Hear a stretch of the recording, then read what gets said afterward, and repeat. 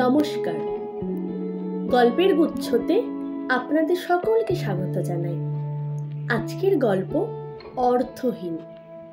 গল্পটি লিখেছেন আশাপূর্ণা দেবী। ওদের দুজনকে পাশাপাশি সিটে বসে সিনেমা দেখতে দেখে অবাক হয়ে গেলাম। আশ্চর্য, লোকে কত গুজবই রটাতে পারে। যদিও আমি শুধু ওদের পিঠই দেখতে পাচ্ছি, তবুও চিনতে ভুল করেছি এ হতেই পারে না। ওদের সঙ্গে 4-5টা বছর একই বাড়িতে বাস করেছি। সেটা বোধহয় বছর 10 আগের কথা না, ওরই কাছাকাছি। নতুন বিয়ে হয়ে আসা আনাড়ি এই দম্পতিটি আমাদেরই নিচের তলায় দুখানা ঘরের রাজ্যে সংসার পেতে বসেছিল। ঘর দুটো ভাড়া দেওয়া সত্যি বলতে আমাদের দরকারে নয়, ওদেরই দরকারে। আমার ভাইপো ঝিনুর সঙ্গে বন্ধুত্ব সূত্রে কেমন করে যেন জেনে ফেলেছিল ওরা। নিচতলার ওই দক্ষিণ চাপা ঘর দুটো আমাদের এমনিই পড়ে থাকে, ব্যবহারই লাগে না। এসে ধরে পড়ল ছেলেটি, দিতেই হবে। ঘরুনি জুটেছে, ঘর জোটেনি, প্রায় একটা বেসামাল অবস্থায় কাটাচ্ছে।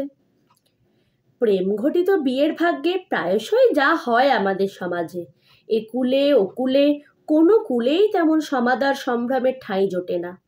অতএব মান বাঁচানোর দায়ে ঘর করবার জন্য ঘর খুঁজে বেড়ানো। ঘর দুটো দক্ষিণ চাপা, হোক হোক তাই যথেষ্ট। ওদের কাছে আপাতত ওই স্বর্গ। দক্ষিণা হাওয়া তো তাদের মধ্যে প্রচুর রয়েছে। তবে অনুভা ওই নিচতলাটায় খুব কম থাকতো। যতক্ষণ অমলেশ বাড়িতে থাকতো শুধু ততক্ষণই। পালিয়ে আসতো দোতলায়, হয়তো সংসারের কোনো কাজ হাতে নিয়ে, সেলাই নিয়ে, বোনা নিয়ে, কোটবার জন্য কুটনো নিয়ে, কাপড় বাছতে চাল নিয়ে। বলতো, একা একা ভয় করে বাবা। আসলে বুঝতাম আমাদের এই সাজানো গোছানো দোতলাটা ওকে টানে। সুন্দরভাবে থাকবার ইচ্ছেটা ওর প্রবল। সেটা খুব স্বাভাবিকও, কারণ অনুভা বেশ অবস্থাপন্ন ঘরের মেয়ে। কথায় কথায় প্রায় ওর মুখে সে কথা এসে পড়ত। বাবার ভীষণ ঘর সাজানো বাতিক, ওই নিয়ে মার সঙ্গে লাঠালাঠি। মা সবসময় বলবে, এত কি দরকার, এই তো বেশ সোফাসেটটি ছিল, আবার নতুন সেসব বদলে গেল। গৃহস্থ ঘরে ডাল্লোফিলোর গদিতে কি দরকার, দরজা জানলায় এত দামি দামি পর্দা ঝুলিয়ে কি স্বর্গলাভ হবে তোমার? ও টাকা জমিয়ে রাখলে মেয়ের বিয়েতে কাজে লাগতো। ফিকে ফিকে একটু হাসতো অনুভা। এরকম সময় বলতো, বাবা বলতো, তোমার মেয়ের বিয়ের টাকা কি আমি রাখিনি ভেবেছ? দেখো কি ঘটাটি করি। অনুর বিয়েতে এমন ফার্নিচার দেব, জামাই বেটা তাক লেগে যাবে। ওই রকমই কথা বাবার। তারপর আবার একটু হেসে উঠত। তা এমন বিয়ে ঘটল মেয়ের, বাবার কাছ থেকে লবডঙ্কা। এই হাসিটা যেন চেষ্টা করে জোরালো করা। আমি বলতাম, তা হোক গে, তোমার নিজেরই সব হবে। বাবার জামাই সব করবে দেখো, বাড়ি গাড়ি দামি ফার্নিচার। তাতে কিন্তু অনুভা অবিশ্বাসের হাসিও হাসতো না, হতাশার কথাও বলতো না, বরং সৎসাহসেই বলতো, আমিও তো তাই বলি ওকে, না হবার কি আছে, মানুষই তো করে এসব। আমার বাবা কি একেবারে সেলফ মেড ম্যান। বাবারও তো কিছু ছিল না, ও কেবল হেসে উড়িয়ে দেয়। আমি কিন্তু বিশ্বাস রাখি, তাছাড়া আমি নিজেও কিছু করব। বিয়েটা অবশ্য পাশ করা হয়ে ওঠেনি, তাতে কি, কত রকমের চাকরি আছে জগতে, মেয়েদের জন্য আজকাল অনেক দরজা খোলা। অবশ্য অনুভার সামনে চট করে কোনো দরজা খুলে যায়নি। খোলার কথা বললে একটি ঘুলঘুলি বলা যায়। পাড়ার একটা সেলাই স্কুলে সেলাই দিদিমণি চাকরি জুটিয়েছিল, যার মাইনের অঙ্কটা মুখে বলতে বাধে। তবু অনুভা তাতেই খুশি, তবু তা কিছু বাড়তি। সেই বাড়তিটুকুর খেয়া নৌকায় সে তার ইচ্ছে সমুদ্রে পাড়ি দেবার সাধনা চালিয়ে চলেছিল। অনুভার সাধনায় তাদের সেই দক্ষিণ চাপা ছোট্ট ঘর দুখানি দিব্যরূপ ধারণ করেছিল। প্রথমেই একখানা পাখা ভাড়া করে ফেলেছিল, তারপর সেই পাখার পিছন পিছন যেন পাখা মেলে উড়ে উড়ে এসেছিল হালকা বেতের চেয়ার টেবিল, সুন্দর ছাপের ছিটের পর্দা, রং লাগিয়ে ভব্যসভ্য করা প্যাকিং কাঠের জাল আলমারি, বইয়ের র্যাক, ছোট টুকটাক শৌখিন জিনিস। অনুভার হাতের গুণে সামান্য উপকরণে ঘরের চেহারা মনোরম হয়ে উঠেছিল। মনে আছে, একদিন আমি হেসে বলেছিলাম, তোমাদের এই সংসারের একটা নামকরণ করে ফেলো। অনুভব মহোৎসাহে বলে উঠল, বেশ, আপনি একটা নামকরণ করে দিন। বললাম, ধরো সুখনির, কিংবা ভালোবাসার ঘর। শেষেরটাই সুন্দর, বলল অনুভা। অমলে শেষে বলল, ঠিক আছে, কালই তাহলে একটা সাইনবোর্ডের অর্ডার দিই, নামটা লিখিয়ে নিয়ে এসে দরজার মাথায় ঝুলিয়ে দেব। অনুভা রাগ দেখিয়ে বলল, সাইনবোর্ড? এটা দোকান নাকি?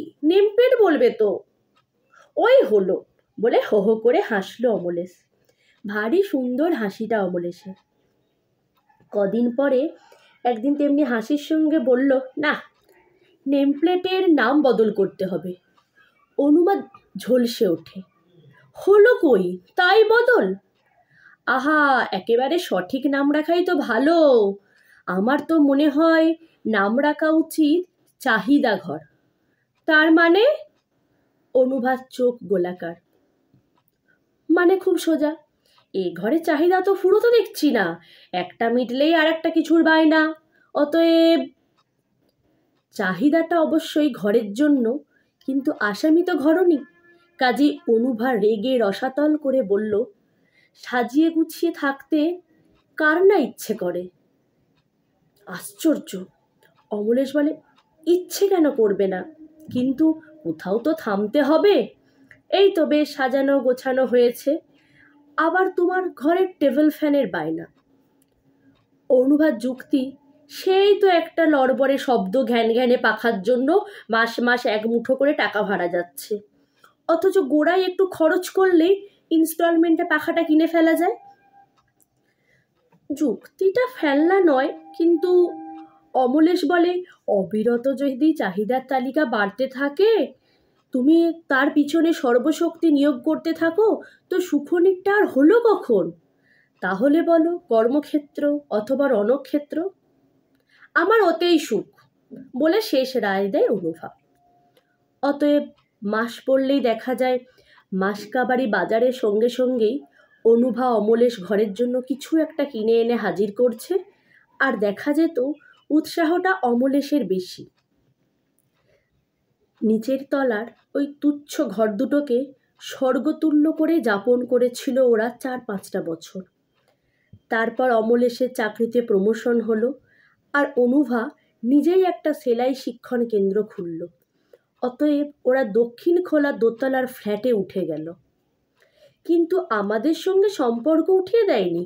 যখন তখন বেড়াতে আসতো সময় পেলেই, হাসি গল্পে খানিকটা সময় হালকা করে দিয়ে যেত।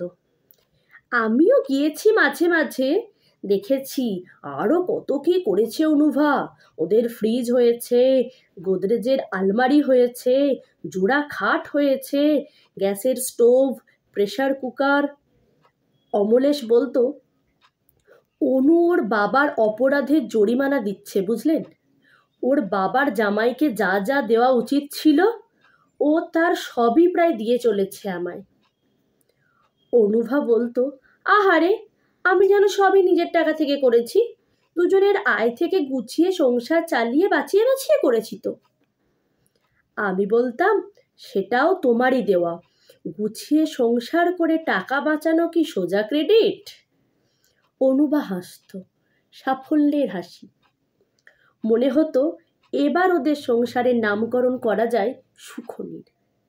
কিন্তু অনুভার এই সাফল্যের আর সুখের অন্তরালে যে আরেকটা পিপাসা, আরেকটা শূন্যতা জন্ম নিয়েছিল, সেটাও টের পাচ্ছিলাম। এতদিন বিয়ে হয়েছে অনুভার, সে মা হয়নি। হঠাৎ একদিন বলে বসলো, এত সব করে কি হবে? মানে হয় না। আমি বুঝতে পারলাম, সেদিকে না গিয়ে হালকা গলায় বললাম, কেন, আবার কিসের চাহিদা তোমার? চাহিদা ঘরের? অমলের স্ত্রীর দিকে একটু কৌতুক কটমট করে বলল, এখন চাহিদা দোলনা খাটের আর প্যারাম্বোলেটারের। অনুভা রাগ করে ঘর থেকে বেরিয়ে গেল। তারপর আমাকে দীর্ঘদিনের জন্য চলে যেতে হলো রাজস্থানে। নানা জায়গায় ঘুরে ঘুরে বেরিয়েছি, সম্প্রতি আবার ফিরেছি। ফিরে এসে চেনা জানা জগতের মাঝে খোঁজ নিচ্ছিলাম বিনুর কাছে। অনুভা অমলেশের খবর জিজ্ঞেস করতেই পাজিটা বলে কি না, ওদের কথা আর জিজ্ঞেস করো না, নাম করতে ইচ্ছে করে না ওদের। সে কি, কেন? ওরা ডিভোর্স করেছে। আর কিছু শুনতে চেও না বাপু, কেলেঙ্কারি চরম।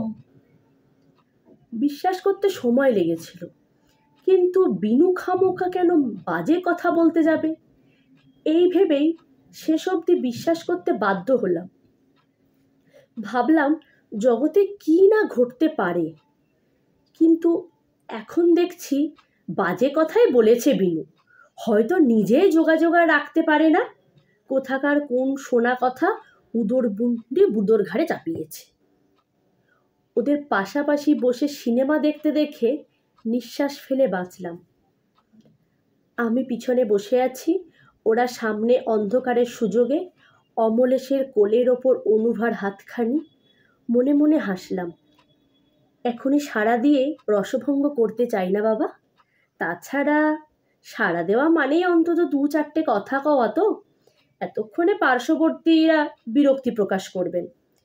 সিনেমা হলটা যে কথা বলার জায়গা নয়, এইটি বোঝাতে 100টি কথা বলবেন, তীক্ষ্ণ মন্তব্য করবেন। অতএব ছবি শেষ হওয়া পর্যন্ত চুপচাপ থাকাই ভালো। হল থেকে বেরিয়ে কথা হবে। যথাসময়ে ছবি শেষ হলো, জনগণমনও সমাদা হলো। হল থেকে বেরোবার সময় ঠিক নজর রেখেছি, সিঁড়িতে নেমেই ডেকে উঠলাম, অনুভা। অনুভা চমকে এদিক ওদিক তাকিয়ে দেখল। আবার ডাকলাম। হঠাৎ দেখি অনুভার কোনো দিকে না তাকিয়ে তাড়াতাড়ি এগোচ্ছে। ব্যাপার কি? অনুভা ঠিক বুঝতে পারেনি ডাকটা পিছন থেকে আসছে, সামনের দিক ভেবে সামনেই এগোচ্ছে। অগত্যা আমাকেও দ্রুত এগোতে হলো এবং ধরেও ফেললাম।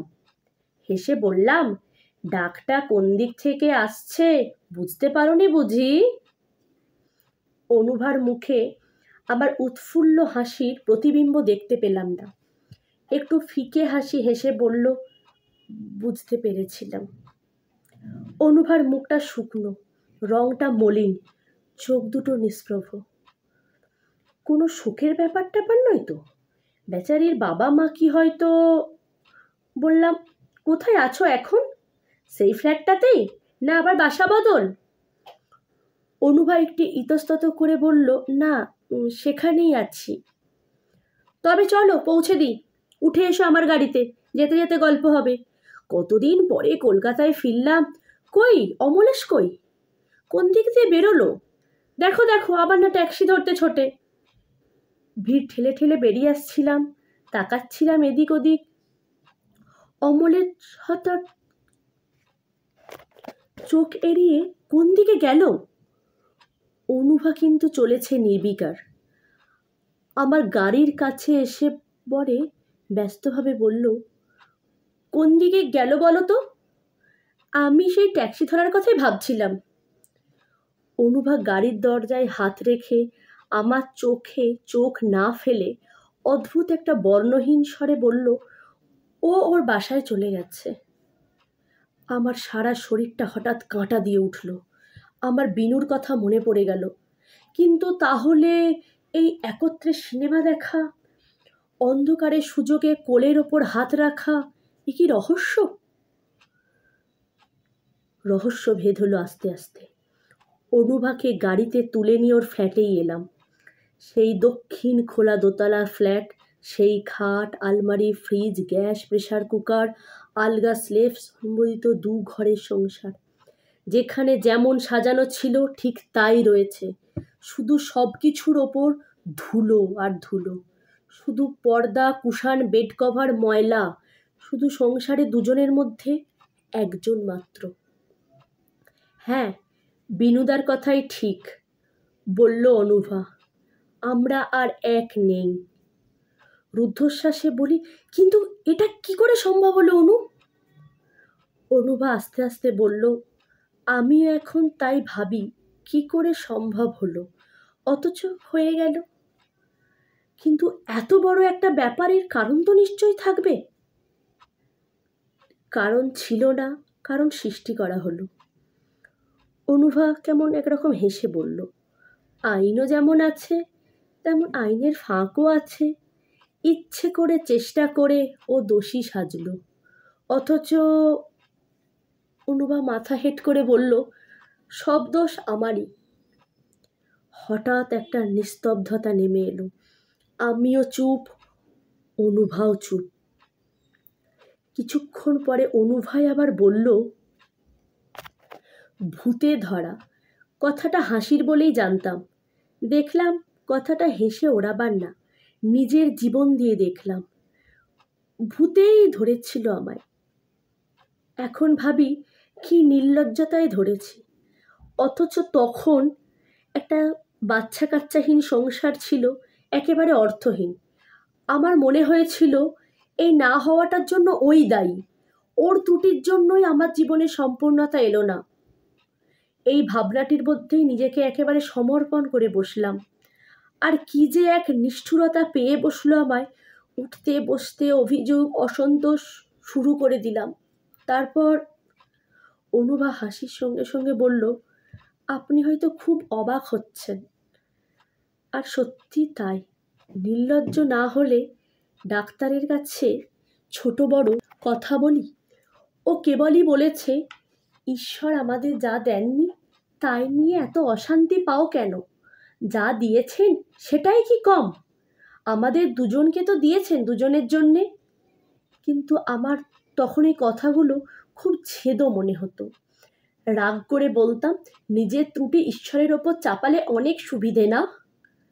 বেশ, প্রমাণিত হোক, ঈশ্বর আমাকেই দেননি।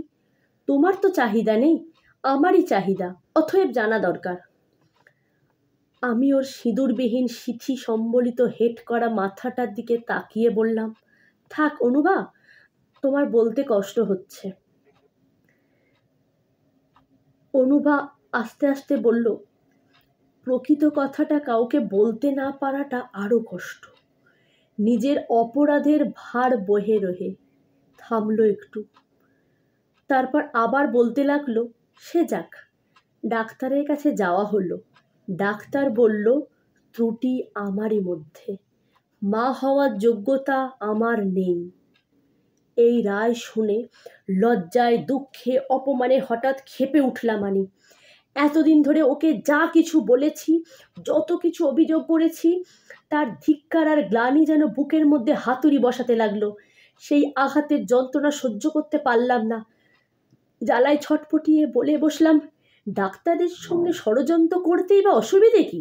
ঘুষ দিতে পারলে সবাইকে কেনা যায়। শুনে ও হঠাৎ যেন পাথর হয়ে গেল। কতদিন কত নিষ্ঠুর কথা বলেছি, কত রূঢ় ব্যবহার করেছি, এরকম মুখ কোনোদিনও দেখিনি। অনেকক্ষণ এইভাবে বসে থেকে শুধু বলল, বিশ্বাস চলে গেলে আর কি থাকে? তারপর থেকে ও একেবারে আমার সংস্রব ত্যাগ করল। কোথায় থাকে, কোথায় খায়, মাঝে মাঝে এসে টেবিলের ওপর কিছুটা টাকা রেখে চলে যায়, কথা বলে না। সেই অপমানের টাকা আমি বা নেব কেন? আর নিয়েই বা কি করব? আমি কি রাঁধছি খাচ্ছি? দিনের পর দিন শুধু চা খেয়েই কাটিয়ে দিয়েছি। ভয়ানক একটা অভিমানে আমিও পাথর।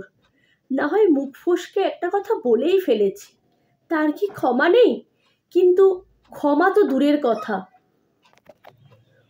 ও অন্য পথ ধরল, অর্থাৎ উচ্ছন্নের পথ ধরল।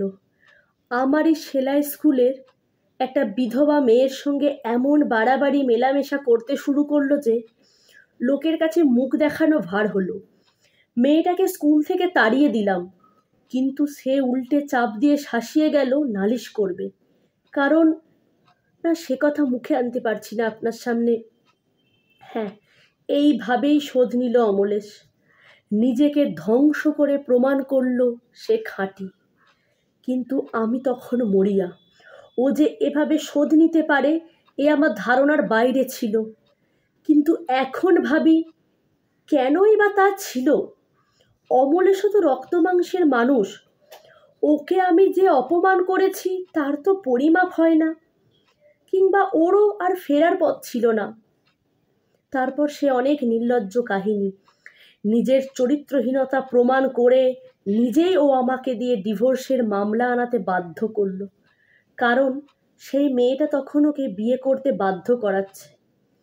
তারপর আর কি, এই তো দেখছেন সেলাই স্কুলটা ভালোই চলছে, কাজেই আমারও চলে যাচ্ছে। আর অমলেশ, বলে ফেলি আমি। অনুভা আস্তে আস্তে বলল, সেই তার সঙ্গেই আছে। বড়লোকের একমাত্র মেয়ে, অল্প বয়সে বিধবা হয়েছিল, তাই শূন্যতা কমাতে সেলাই শিখতে এসেছিল। এখন তো আবার সধবা হয়েছে, স্বামী পুত্তর নিয়ে সুখেই আছে। অনুভার কথার ভঙ্গিতে যেন অঙ্ক মিলিয়ে ফেলার নিশ্চিন্ততা। কিন্তু অঙ্কটা মিলল কই? এ যে একটা ধাঁধার অঙ্ক হয়ে খোঁচা হয়ে দাঁড়িয়ে রইল। এতক্ষণে যা শুনলাম তার মধ্যে এই দুজনের সিনেমা দেখতে আসাটা আসে কোথা থেকে? সেটা সেটা নাকি দৈবের ঘটনা মাত্র। মানে?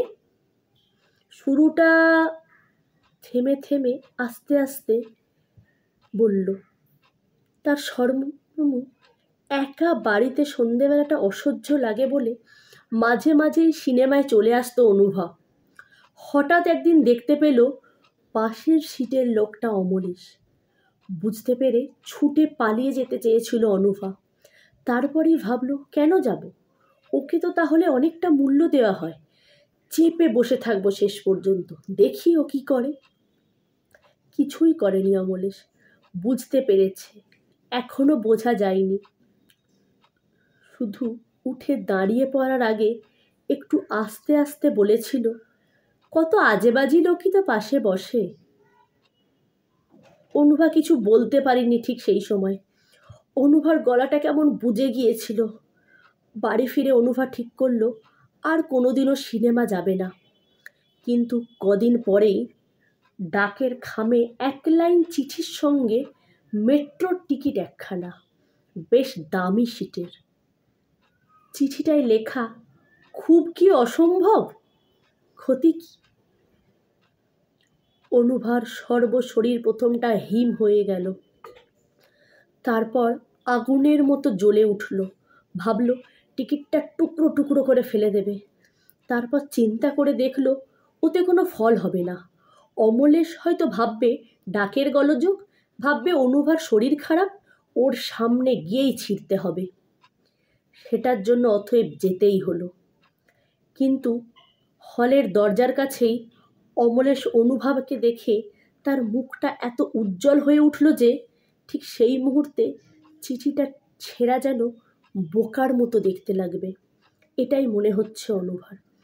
কোনো কথাবার্তা নেই, দেখে আসা। তারপর আবার সেই একই পদ্ধতি, চিঠির ভাষাটার অদল বদল। হয়তো কোনো দিন ছবিটা শুনেছি অপূর্ব, না দেখাটা লোকসান। হয়তো ছবিটার দুটো কাগজে দুরকম সমালোচনা বেরিয়ে আসে। হয়তো বা তোমার ফেভারিট নায়কের ছবি, তাই ফার্স্ট যেতেই হবে। ক্রমশই ব্যাপারটা নেশার মতো দাঁড়িয়ে যাচ্ছে। ক্রমশ কলকাতার সব হলই চেনা হয়ে যাচ্ছে। অনুভার দেখা হয়ে যাচ্ছে সব ছবি, ইংরেজি বাংলা। তবে অনুভার পাড়ায় গোলমাল হলে চিঠিতে লেখা থাকে, গড়িয়াহাট ব্রিজের ডান দিকে অপেক্ষা করো, এ হলটা খুঁজে বার করা তোমার পক্ষে শক্ত। গড়িয়াহাট ব্রিজটা অনুভাদের বাসার নিতান্ত নিকটে। নতুন কোনো ছবির সন্ধান না পেলে মাঝে মাঝে উত্তর কলকাতায় চলে যায় থিয়েটারে। ওই অঞ্চলে চেনা জানা কেউ তেমন নেই বলে বেশ নিশ্চিন্তেই বসে। দামি সিটে বসে। অমলেশের এখন চাকরিতে অনেক উন্নতি হয়েছে। প্রথম প্রথম ফেরবার সময় অমলেশ খানিকটা পথ একসঙ্গে এসে কোনো একখানে ছেড়ে দিত। অনুভাকে এখন প্রায়ই দরজা পর্যন্ত পৌঁছে দিয়ে যায়। অবশ্য বাড়ির মধ্যে ঢোকে না কোনো দিনই। এখন অমলেশ কোম্পানি থেকে একটা ছোট গাড়ি পেয়েছে নিজের ব্যবহারের জন্য। অফিস ফেরত নিজস্ব জগতের পর্ব সেরে রাত করে বাড়ি ফেরাই ওর রীতি। ড্রাইভার নেয়নি, নিজেই চালায়। অতএব ওর গতিবিধির খবর ওর নিজেরই হাতে। কিন্তু আজ আপনাকে দেখে তাড়াতাড়ি পালালো। একটু হাসির মতন করে বলল অনুভা, যেন কোনো ছোট ছেলের দুষ্টুমির কথা বলল কৌতুকের ভঙ্গিতে। আমি ওর মুখটা কিন্তু দেখতে পাচ্ছিলাম না। ওর ঘাটটা জানলার দিকে ঘোরানো ছিল। আমি ওর সেই অলংকারবিহীন ঘড়িটার দিকে তাকিয়ে আস্তে আস্তে বললাম, কিন্তু এখন আর এর মূল্যই বা কী, মানেই বা কী? অনুভা খুব হালকা গলায় বলে উঠল, মানেও কিছু নেই, মূল্যও কিছু নেই এখন। মাঝে মাঝে একটা সন্ধে একটু ভালো কাটে, এই আর কি। এখন আমি অনুভার মুখটা দেখতে পেলাম না। ধন্যবাদ।